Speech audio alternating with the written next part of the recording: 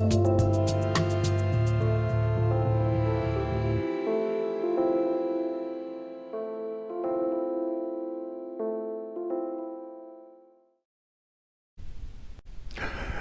décryptage de l'actualité sanitaire sur le continent, c'est dans Hebdo Santé sur Midi 1. Merci et bienvenue. Quelle contribution des travailleurs sociaux en milieu hospitalier dans la mise en œuvre de la réforme hospitalière qu'a de la Côte d'Ivoire? Qui est le travailleur social? Quel rôle joue-t-il en milieu hospitalier? Des réponses à toutes ces interrogations avec vous, professeur Kwa Asseman-Médard. Bonjour, professeur. Bonjour. Alors, vous êtes psychiatre et psychothérapeute et vous êtes également le directeur coordonnateur du programme national de santé mentale en Côte d'Ivoire. Merci en tout cas pour l'honneur que vous nous faites, professeur. C'est un plaisir. D'accord. Vous êtes également avec nous, M. Dimitri Hyacinthe Bacré. Bonjour. Bonjour. Alors, vous êtes assistant social et responsable du service social de l'hôpital général de Koumansi. Et vous êtes par ailleurs secrétaire général national des travailleurs sociaux en milieu hospitalier de Côte d'Ivoire. Merci en tout cas d'avoir accepté notre invitation. Merci. Alors déjà, dites-nous, qui est le travailleur social ?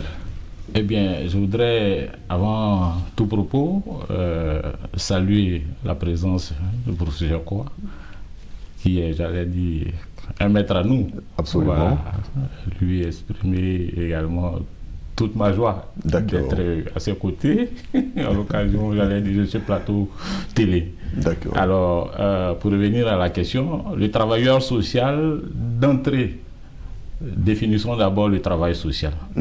Le travail social, c'est une, j'allais dire, profession réglementée.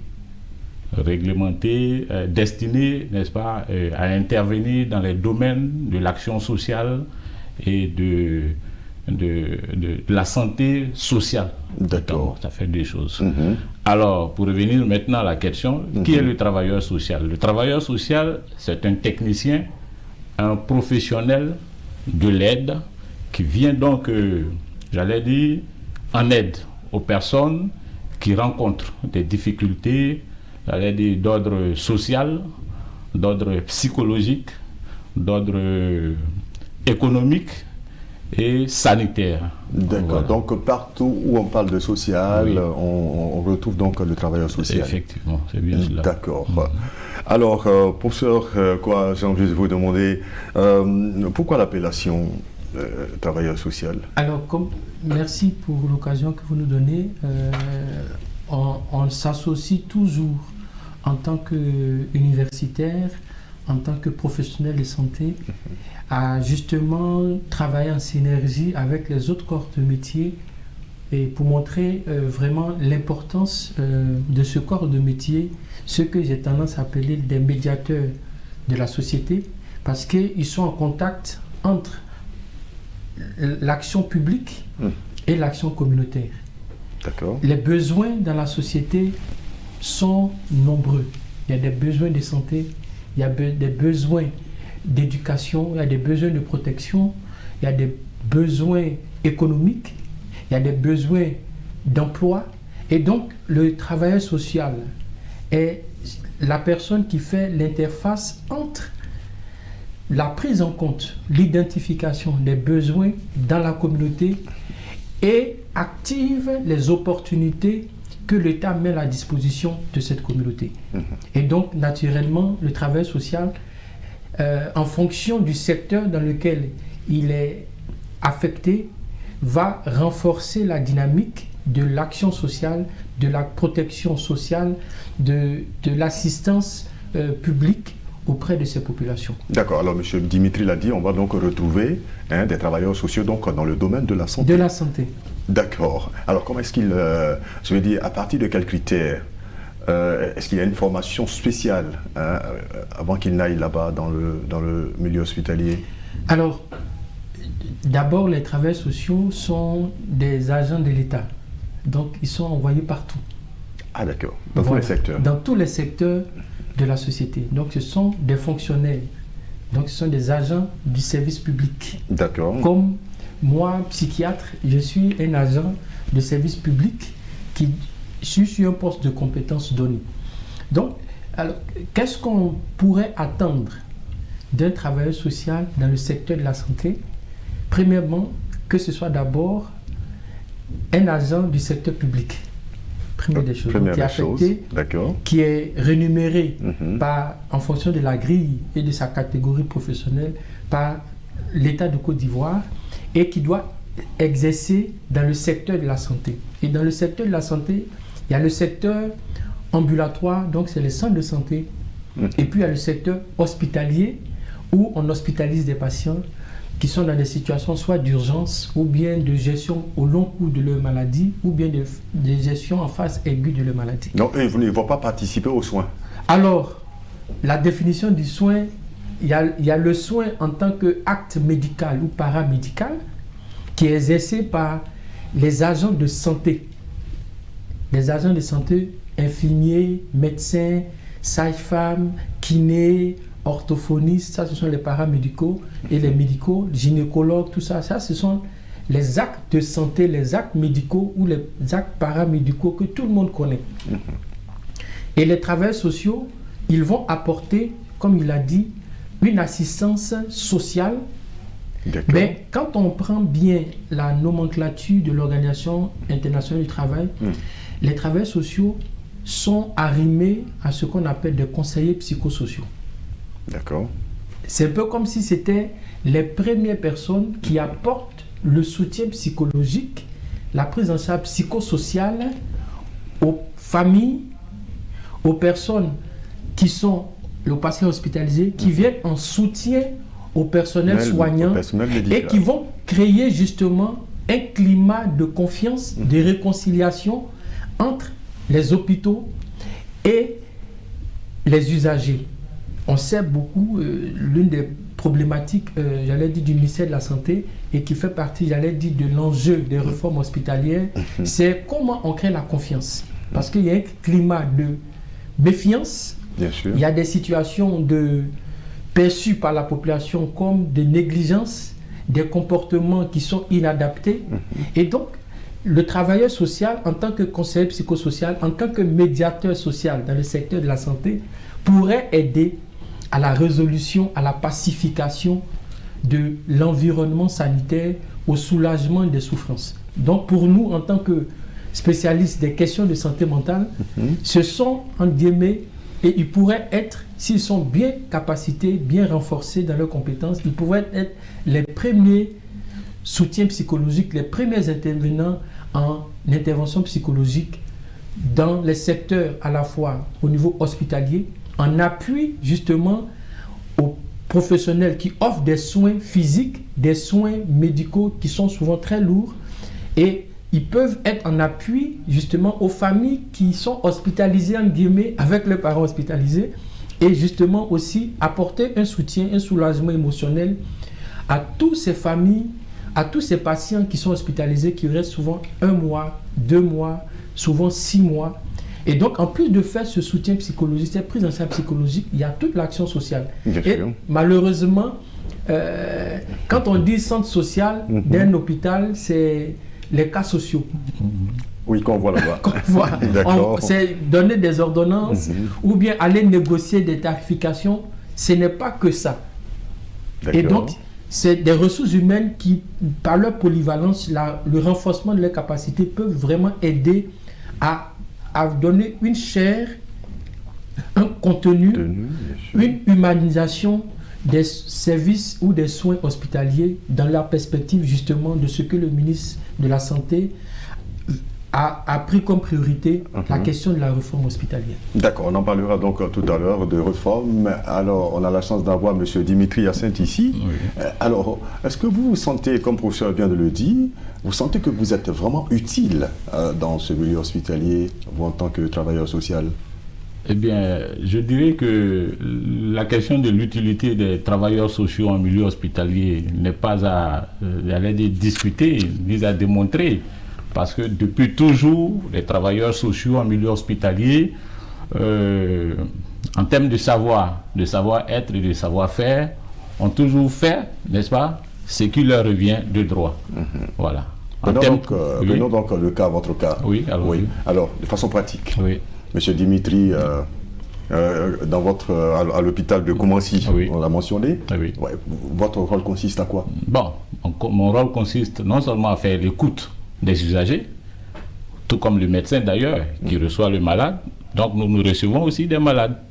Voilà. Mais des malades, j'allais dire, dans un contexte ambulatoire, différent du malade que nous retrouvons dans un contexte hospitalier. Bien sûr, pour ça, l'a dit tout à l'heure, d'accord. Voilà. Et donc, quand c'est dans un contexte ambulatoire, c'est-à-dire que le malade vient à nous, n'est-ce pas? Il frappe à la porte, nous le recevons, n'est-ce pas, dans notre bureau. Donc, nous lui faisons ce qu'on appelle l'écoute active, pour cerner un peu son problème à lui. D'où le diagnostic social que nous allons poser. Après quoi, comme c'est un malade, nous allons donc engager ce que nous appelons, j'allais dire, l'offre d'accompagnement social médicalisé. Juste faciliter l'accessibilité aux soins de ce dernier. Généralement, pour des cas sociaux, j'allais dire, mais il se trouve aussi des personnes qui, pas forcément parce qu'elles ont des difficultés, j'allais dire, d'ordre économique, mais parce qu'elles ont des soucis, sinon, qui ressemblent, j'allais dire, un mal-être, n'est-ce pas, des problèmes psychologiques, des problèmes même, j'allais dire, interpersonnels et autres, tout ça. C'est encore l'affaire des travailleurs sociaux en milieu hospitalier. D'accord. Vous comprenez? Alors, comme le disait le professeur Quoi, il n'y a pas que l'aspect, j'allais dire, accompagnement social. Nous faisons mieux que cela. Ok. L'aide psychosociale, par exemple, tout comme l'accompagnement, qui est aussi, en dehors de l'accompagnement social, il y a l'accompagnement éducatif. Pour certains de nos camarades, sinon collègues, qui sont j'allais dire, des éducateurs spécialisés, des maîtres d'éducation spécialisés également. Voilà, parce que tu peux avoir un malade qui est sourd-muet, n'est-ce pas? Bien sûr. Le médecin ne comprend pas son langage, il ne comprend pas non plus ce que dit le médecin, mais il n'y a que celui-là, à travers le langage des signes et tout ça. Vous avez été formé à ça? On a des camarades, effectivement, des professionnels formés à cela. D'accord. À l'Institut national supérieur de formation sociale. Ah, ok. Ah, oui, voilà. Alors, pour ça, l'a dit, ce n'est pas un corps de métier aussi nouveau. Ah, oui. Vous êtes combien aujourd'hui sur le chiquier national? Bon, comme je le disais, nous avons 1 an d'existence. Donc, en termes de dénombrement, pour l'heure, nous n'avons pas encore les chiffres exacts. Et quand vous dites 1 an d'existence, c'est votre organisation? Oui, notre organisation, Okay. voilà. Donc, pour l'heure, pour ce que je sais, je dis bien pour la plateforme, n'est-ce pas, que je dirige, nous avons, j'allais dire, au total 250 membres actifs sur la plateforme. Voilà, mais ne serait-ce que seulement pour le Grand Abidjan. D'accord. Comprenez que si nous allons vers les villes de l'intérieur et tout ça, on en aura plus. Voilà, on aura plus de travailleurs sociaux. Mais c'est quand même assez représentatif. Hein, alors, justement, je voudrais réagir sur l'intervention de M. Dimitri. Je pense qu'il y a une problématique et il y a un défi qui se pose aux travailleurs sociaux qui sont affectés dans le secteur de la santé. D'un côté, à leur niveau, et de l'autre côté, au niveau des professionnels de santé. Première des choses, et c'est là l'une des questions qui dit il y a une méconnaissance même de la place que devrait occuper un travailleur social affecté. Lui-même, il ne comprend pas sa place. Deuxième chose, lorsqu'il est affecté dans un service hospitalier, le responsable de service aussi ne comprend pas trop l'utilité de ce travail. Donc, je pense qu'il y a un défi pour les syndicats et je pense que c'est certainement ça qui était à l'origine de la naissance des syndicats pour trouver une identité spécifique des travailleurs sociaux qui sont dans le secteur de la santé. Ça, c'est le premier élément. Le deuxième élément qui est le défi, c'est définir clairement le champ d'action, les domaines de compétences. Il faut un référentiel de compétences très clair. Jusqu'à présent, je pense qu'ils sont en train de travailler là-dessus. Et c'est à partir de ces données qu'ils pourront mieux intégrer le dispositif en matière de ressources humaines dans le gros dispositif de la réforme hospitalière. Il faut, d'un premier temps, s'identifier à partir de clairement, trouver un cadre consensuel sur les compétences, à la fois sensibiliser les propres travailleurs sociaux. Oui, parce que effectivement, je suis d'accord avec vous. Et deuxième chose, sensibiliser les différents chefs de pôle hospitaliers pour qu'ils comprennent le rôle. Il a donné un exemple très important. Aujourd'hui, on va vers l'accès aux soins de santé des personnes en situation de handicap. Exemple, il faut se poser la question, comment les femmes qui ont un handicap auditif et qui ne parlent pas, comment elles communiquent avec les sages-femmes? D'accord. Et donc, comme notre dispositif, nos structures de santé n'ont pas pensé cette approche d'intégrer le langage des signes dans la communication patient et soignant, beaucoup de femmes enceintes n'ont pas accès à ces services de santé de la mère et de l'enfant. Or, dans leur corporation, ils ont des spécialistes en matière de communication en langage des signes. Donc, il y a des occasions qui ont été manquées et il faut justement, dans le cadre de la réforme hospitalière, permettre à ces femmes de bénéficier, comme toutes les autres femmes, des services de santé maternelle et infantile. Deuxième chose, beaucoup de personnes vont dans les centres de santé. Ou bien, beaucoup de personnes, aujourd'hui dans la réforme hospitalière du ministère de la Santé, c'est d'avoir des pôles d'excellence, des structures de qualité, de bon niveau.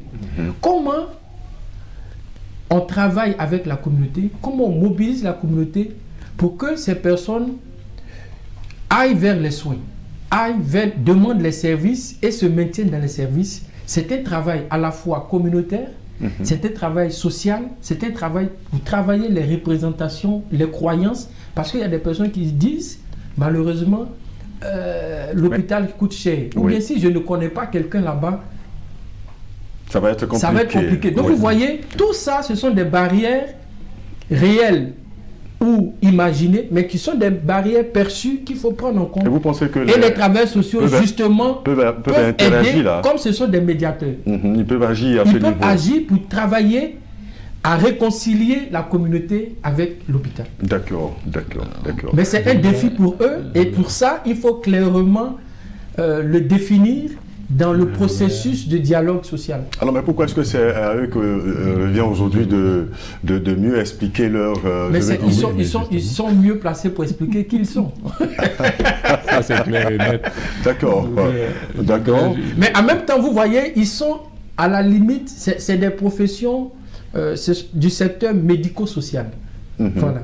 Les travailleurs sociaux du secteur de la santé pourraient être classés, ça c'est une analyse en tant qu'expert du domaine du médico-social, qui sont à la fois à la frontière du médical et du social, parce que soigner, offrir des soins, avoir accès aux services de qualité, ce n'est pas qu'une condition de construire un hôpital.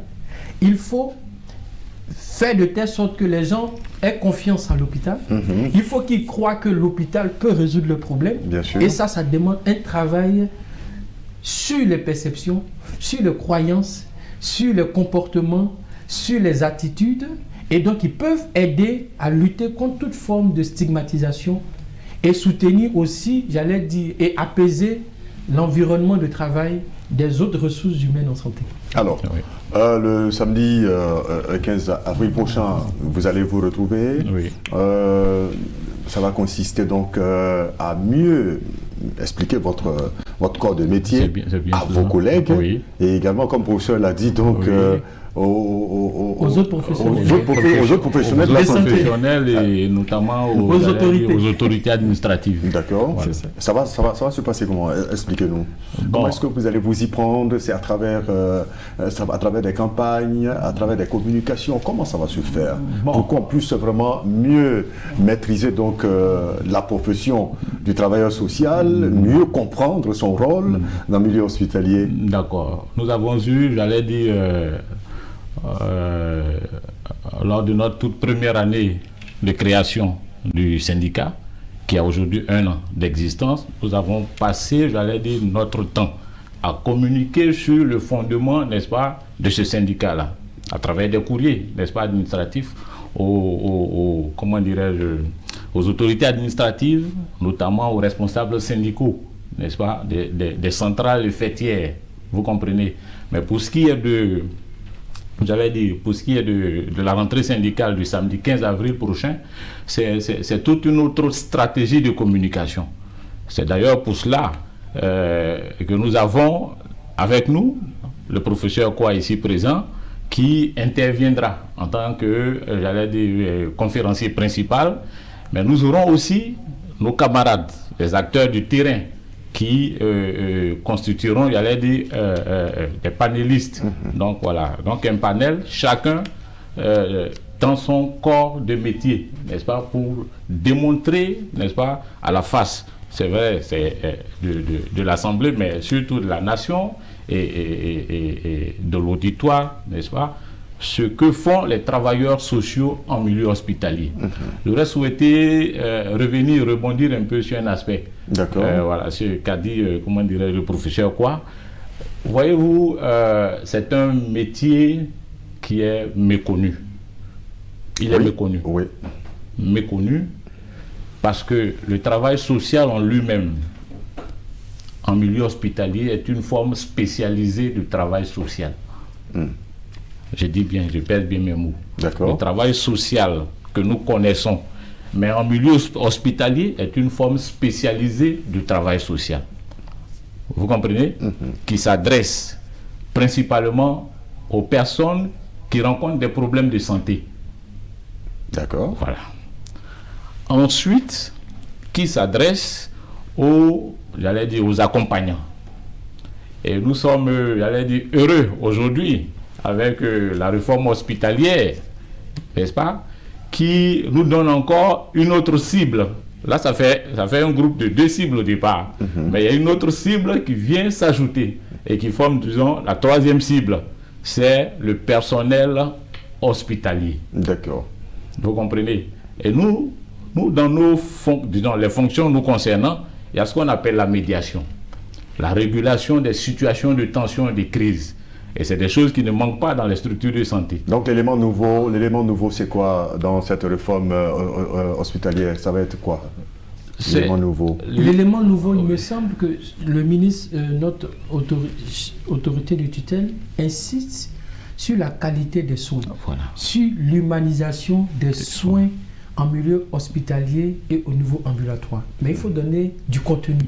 Et ce contenu, ce sont les ressources humaines, les travailleurs sociaux du secteur de la santé, qui sont des médiateurs, comme il a dit, qui vont faire le lien entre les familles, entre les communautés, entre les patients, les professionnels de santé et le personnel administratif et technique. Alors, ça va se faire à travers des enseignements post-universitaires pour les remettre à niveau, ou alors la sensibilisation? Alors, pour ce qui concerne la conférence où on apporte humblement notre appui technique, ça sera déjà au cours de cette rentrée syndicale de poser les bases de la réflexion.